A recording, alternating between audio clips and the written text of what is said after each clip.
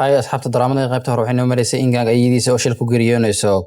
aajina in gang markay xiriirka u jartay isla markiina uu isdilaya asigana dhacdaas ay waxay ka xanaajinaysaa Mira kadibna kontraadii ay aajin kula jirtay ay kansalaysaa sidoo kale waxay wacaysaa kamariyalka kale iyadoo ugu digaysa in shaqo siiyaan gabadhaani isla markaas ay aajin u caraysan u maanayso Mira waad u caraysanaya waxay ku leedahay aajin haddaba sheekada inaan kontraad kaliya kan ka salam ku dhamaanayso oo waxa ballan ka qaadayana dhulka kula galo mustaqbalkadana bambi aajina waxay ka codsanaysaa sheekada in halkan ku joojiso in gang dhimashadiisana iyada kaliya ay qaad ku lahayn iyada ka hor nolol depression oo ku noolaa markay xiriirka la sameeynaysan Mira ay ogeyd in arrinkan oo kala dhici karo ayna ka cilin laakiin ay fiirsatay kaliya lacagta ka soo galayso meeshaasi iyada lafteedana daniisa ay tahay laakiin Mira go'aankeeda waa mid ka dambays ah oo aajin markaa in dhulka la gashay ay doonaysaa isla markaas ay aajin waxay ku leedahay hatta igu cilbaax sideese ku qanciyaa intaas kadibna Mira waxay ku leedahay kaliya waxa ku qancaa in dabaqan iska tuurto aad dhimato adigana ciyaartan ay sida baraajo ku noqoto kadibna isaga soo tagaysa aajina dhacdadan aad ay ugu caraysan tahay marka waxaan arkaynaa Johnson oo la kulmay Mira si uu arrinka u dajiyo aajina ay ka qalayso laakiin Mira waxay ku leedahay gabadhan waa gabar shaydaana mana muddo wax naxariis inaan u sameeyno ee arrinka ku daaliin isla markaasna uu soo baxaya kadibna aajina ayuu la kulmaya asigoo u sheegay inuu Mira la kulmay laakiin ay dooneen Mira inay arrinka joojiso حتى هدو وهندة إنه مالقشيس دب ونقصنايو جو عشان سيدو كل قبطة يوسف جاريا جونسي جو لبضة وحيد الدنيا قبل إني عاويان مركاني لكن جونسي أيه وحكول والسيا مرة على مركي قف قبل أن سافر قشط إن الدبات طلع ضعف كسن دبات وين جارتو هالك جو وحسي أمه قتكلية قبل أن فرح ذا isla subaxdii xigta ay waxaan arkaynaa si lama filaan in lagu xiray Mira ayadoo lagu soo eedeynay musuqmaasuq iyo waxsdaba mar in lacag kortorbaana kambaniga dhaxmarsatay isla markaasna kambaniga dham ayaa waxa lagu bilaabayaa baaritaan shaqadan waxay u muuqataa aajin qofka farxadda ka qaado asigana farxadiisa ayaa lumayso Johnson markaa hilmaamay aajin inuu soo waco asigoo isbitaalka joog maadaama uu gari rabo operation hooyadiis kali ku siinayo wuxuuna u sheegay in waxba walwalin ay sugto operation kadibna uu ma doono Johnson gabadhan yaqaan qabiid u noqotay asiga ay mas'uulka ah maadaama wax walba oo dhibaato ay sameeyso uu ku caawin jiray isla markaas waxaan arkaynaa aajin oo kambani soo wacayo waxayna u sheegayaan in kontraad la galaan إن الدنيا كمبنينا كم عبصنا حتى مقالة أوجه تجبداني مستقبل كذا في عنو إفايان كمبنينا كراحنا أي كليه أي نوع ما وسيا كنت رد صحيح عنه هالك أجن أي خاتم بلا كتاجن كبري جلاس كسل دقيقة جرين أي سن هي نحب بلاد قبل نميل أو راقين جروجي سيد جروجي وشوكتو أجن مركب أمات كسرت قبل أن تهور عن كذا كتبنا حكول أنت بوليس كوين وأنا أجيب هذا مركز أيه وحدة سنة أرتكل كي أجن لقى قضاء كومنتية حماية دمان إني مرغيرين هل مرنا لو أي ملك بحين مركز أيه ويدينا سإن نلاش إذا يكريه يخص قابتين مقعد هذا السكريه ينقله هل كسونه يوده سنو المعلومات كي أي كمتة هنا مقعد إنترنت كراديو هدي حماية لقاش شجنا كومنتية أصلا مركي قف كواد نقضه dhanka la jeeyo wuxuu dareemayaa in gaasgaadkaad lagu haa isla markaas xafiis ugu shaqeeyo ayuu laabanaya ninkoo la shaqeynaya inuu weydiinaya taariikhda gaariga maalinka soo dabraaca uu sheegay inuu soo ogaaday qof uu yahay laakiin ninka wuxuu sheegay taariikhda fayga inay tahay jeeyo lama socdo sheekadiisa dhammaan la dhageysto hay dooyigu miiska hoostiisa device u gashtay wuxuuna wacay Johnson asigoo doon arrinkan inuu sheego wayna ballamaya ugu dambeyn aji markaan kamariga ay imaanaysa si kontraad u saxiixdo kontraad markay saxiixdana ninkii waraysi ka qaadaya waxa uu weydiinaya doohiyog iyo xiriirka ka dhaxeeyo laakiin doohiyog ma garanayso wuxuuna ku leeyahay ninkan uu bushkaray arrinkan inaan kugu sameeyno oo xiriir kula sameeyno waa asiga kontraadan ka dambeeyay halkan ay ka dareemaysaa waxaan dham doohiyog inuu ka dambeeyay Mira xiritaankeeda iyo kamarigeeda wax lagu soo eedeeyay ninkan waa boss weyn oo awood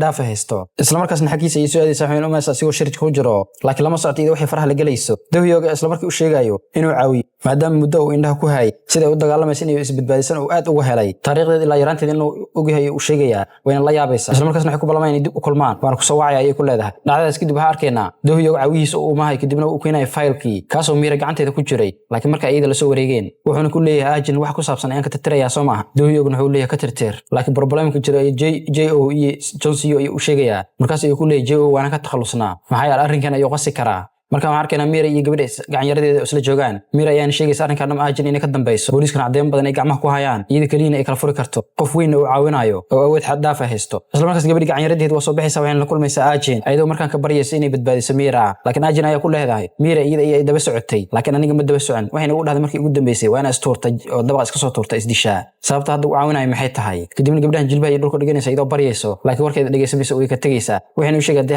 hal kale heen Mira waa inay isdishaa ayadoo ugu dambeyn sida ku dhahayso arrinkan dhan markuu dhacayna doohiyo kor ayuu ku fiirsanayay asigoo ku raaxaysanayo ninkana dadka problem ku jiro way ugu baxdaa dhan kale JO iyo Johnson oo kulmaayo qatar ayay ku jiraan markaani isla markaasna albaabka inta lagu xiro ayaa gaas lagu soo furayay bisiin lagu soo shubaya meesha ku jiraan halka aajin ay la kulmayso doohiyogna uu sheegay in darteedna wax walba uu sameey karo nolosheedii hore wixii dhibaato ku ahay dhammaan uu tirtirayo oo masaxayo diyaarna uu yahay nolol cusub ay ku raaxaysato inuu bilaabo laakiin shuruuddu wato waa in asiga guursataa oo ay xaaskiisa naqataa JO Johnson inay wax qaldan yihiin dareemayaan kadibna way soo baxayaan waxaan arkay albaabka in lagu xiray halkay Jay uu gacanta ka gubanaya intuu furi maagay si uu gaaska ugu qarxina dira daaqada ay ka soo boodayaan inta jibiyaan miraayada ajina waxay ka ogaanaysaa Dohyuk badalabka u soo jeediyay inuu guursaday inay ka ogolaanayso laakiin kama waraysan ninkan inuu jecel yahay nagaha u arooso inuu waalo halka Jones uu bilaabay inuu soo waco Ajin si uu xaaladeeda u ogaado laakiin taleefkeeda ma helayo isla markaasna uu shakiinaya isla markiina waa la soo wacay kadibna waxa uu sheegay awgiis inuu isbitaalka yaalo isbitaalka inuu cararaya isbitaalka markuu uu tagana wuxuu tagay awgiis oo gariyooday taasida awgiis marka la qabanaya hooyadiis ayaa goobta imaanayso ayadoo markaa rajeynaysa in awgaan lacag ka dhaxlayso kadibna waxay bilaabaysaa in meesha cabitaan isku daldasho markaas ayaa loo sheegay awgaan inuu waxba lacag ugu tagin ida wax xiriir ka dhaxeeyay inay jirin sabab lacag ugu tagay meesha aaliin wiilkeeda kaliya lacag ugu tagay isla markaas iyadoo caraysan ay qaylinaysaa waxayna ku leedahay wiilka xanti asiga ma dhalin oo wiilkiisa wiil oo dhalmo iyo u malaya arkaan Jones uu maqlaya wuxuuna halkan ka ogaanaya hooyadiis inay ciidan u qarisay asiga Johnson hooyadiis qof xun inay tahay u ogaa laakiin mar walba wuxuu ku fikir jiray duruufaha ku kalifeen waxaan ay sameynayso laakiin marka dhaawac weyn ay u geysatay dadka hortiisa inay ku dhaawacday waxayna u sheegaysaa Ajin inay ogeed idoo yar ayna ogaatay laakiin wuxuu sheegay Ajin in kasta ay ogaatay haddana waa iga qaris oo ma doonin wax dhibaato inay qalbigay gaaraan dhanka kale Sonyo waxay qaadanaysaa boorsooyin Ajin ayana ka xadaysaa si u gadato isla markii dukaanka tagtay idoo la gortoomays ayaa booliis imaanaya goobta waan laga xirayaa isla markaasna Ajin ay booliisku wacayaan wayna u sheegaysaa inay ida leedahay hal iska soo daayeen leedahay la soo fasaxaya habeenkii saddexaad Sonyo qolka Ajin soo galaysa kadibna waxay leedahay raalligin waa inaan ka bixisaa nolosheeda maadaama aababaysay iyo nolosha aabahay haddii aan sidaan sameey laheena waqti xaadirkan nolosha nolol ka duwan ayaa ku noolaa lahaa laakiin Ajin ayaa ku jawaabaysa inay wax qalad ay gelin laakiin qofka qaladka galay oo wuxuu sameeyay wax kale aan kala garanin ayada ay ahayd kaliya iyadana weerar celis ay sameysay waxaana taas ugu yeeli karaa ay ku leedahay nasiib darro ayaa ku haleeshay Johnson markaa wuxuu qorsheynaa Ajin inuu la kulmo telefoon walba ka wacna marka qabanayso laakiin markaa ayuu wuxuu kula kulmayaa wiishka isla markaasna wuxuu ku qabsayaa sababta telefoonka uga qabalaadahay maadaama markii ugu dambeysay asigu u dhahay isugu weysay wuxuuna sidoo kale weydiiyaa sababta uu qarisay inuu aabihiisa saxda ah aabihiisa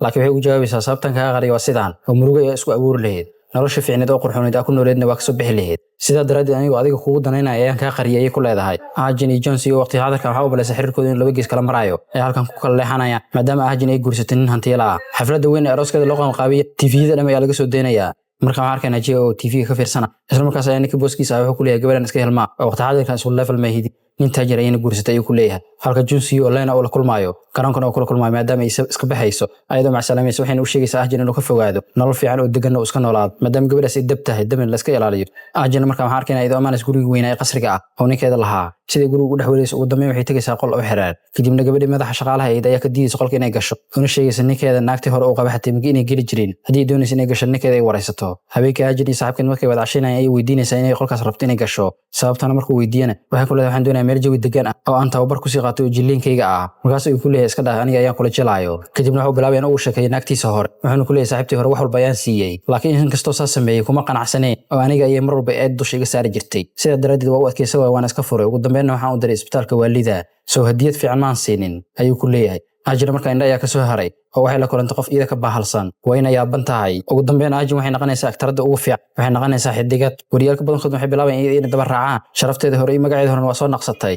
markaa Ajin waxay la kulmaysaa Jay kadibna waxay weydiisanaysaa inuu baaritaan ku sameeyo saaxiibkeeda wax alaala wuxuu ka heli karno uu soo aruuriyo laakiin Ajin waxay ka warqabeen in laga gacan raray waxay meesha ku sheegaysan dhammaan la dhageysto waxaana meesha mikrafoon ku qarsa diyo hadalkooda dhamna meesha ayuu ku maqlayaa habeen kasta Ajin waxa loo keenaa shaah markaan shaah ay loo keenayaa waxayna ku leedahay naagta shaqada waa inay cabta waana waajib shaah inay cabta Ajin markaa way ka shaqaysan tahay in daroogo lagu qorinayo shaaha isla markiina way soo qaadaysaa in iska daadinaysa kadibna waxay iska dhigaysaa wax hurdaayo oo daroogada qaaday ayadoo kaga go'ay in shakakeeda xaqiijiso markaas ayaa Dohyuk imaanaya kadibna uu cabaar ayuu wajigeeda fiirinay tan oo shakakeeda dhab ka dhigayo maalinta xigta Ajin waxay ogaanaysaa meel walba kaamirooyin qarsan inuu galiyo ninkaani dhaqdhaqaaq walba guriga ku sameeysan oo la socdo tan oo stress trauma ku furayso ayadana soo xasuunaysa rafaadka abaheed ay ka martay iyo markuu ku dhahay waxa doonto wiliga heli maysid sida doontana wax u shaqeeyay si walba ahaataba Sanhee ayaa sida hooska u daba dhigatay ayadoo markaan shaqaalaha isku soo qarisay kadibna qasriga Ajin ay joogto ku soo dhuumatay Ajin markaa iska nasanaysa ay karkaada imaanaysa kadibna midii soo baxsanaysa ayadoo qorshaheedu yahay inay ka takhalusto ay disho Sanhee qorshaheedu wuxuu ahaa Ajin gurigeeda in iska joogto inay fiirsato sida uu baaba'ayso nolosheedu burburaysa marqaatay ka naq laakiin sheekadu way isbedeshay